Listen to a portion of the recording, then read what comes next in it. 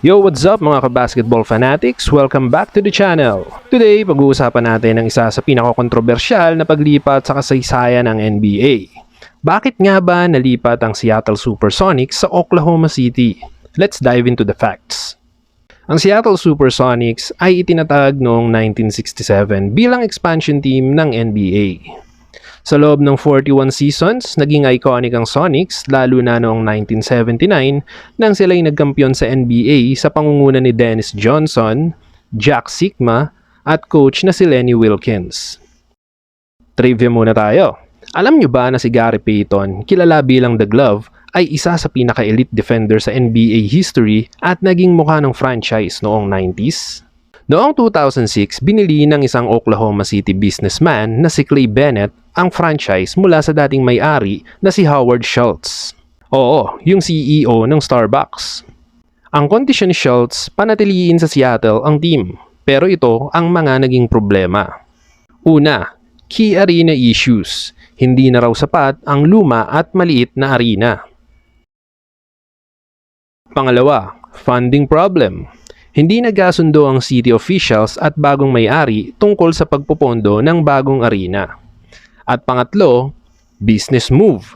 Nais ni Clay Bennett na ilipat ang team sa Oklahoma City kung saan nakita niyang may potential market lalo na pagkatapos ng matagumpay na hosting ng New Orleans Hornets post-Hurricane Katrina noong 2005 to 2007.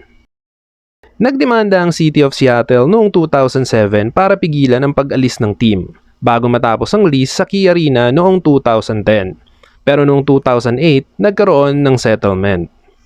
At ang naging resulta, $45 million ang binayad ng grupo ni Bennett para makalipat agad. Naiwan naman sa Seattle ang pangalan, logo at history ng Sonics.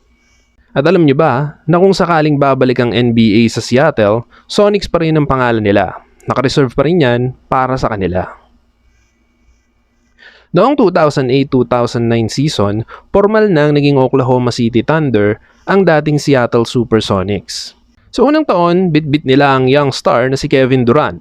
Nakalaunay sinundan din nila Russell Westbrook at ganoon na rin si James Harden na naging isa sa pinaka-explosive young core sa modern NBA.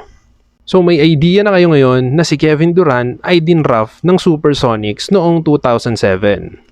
Pero sa kanyang pangalawang season, hindi na siya muling nakapaglaro sa Seattle kasi lumipat na yung kanilang team. Kaya kung nagtataka kayo kung bakit bigla na lang naging OKC si Durant noon, ito ang buong storya. Isang mix ng politics, business at basketball legacy. Kung nagustuhan nyo to, don't forget to like, subscribe at i-comment kung gusto nyo bang bumalik ang Seattle Supersonics sa NBA. Next time, pag-usapan naman natin ang mga ibang NBA teams na muntik nang lumipat. See you on the next one!